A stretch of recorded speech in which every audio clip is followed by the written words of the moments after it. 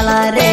बाबा देव खतरी काज पूजे रे, आदिवासी सबसे निराला रे।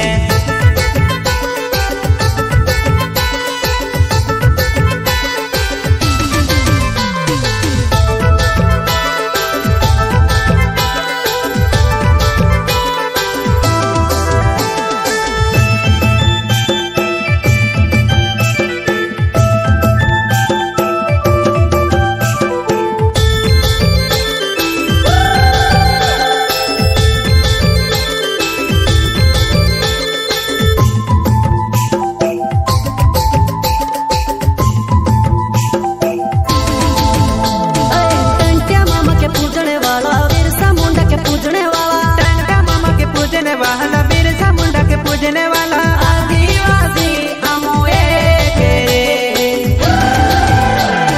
हाथों में धोंदेली बिलखा वाला रे, आदिवासी जंगल रखवाला रे। आदिकाल से जंगल में रह जया, आदिवासी जंगल रखवाला रे।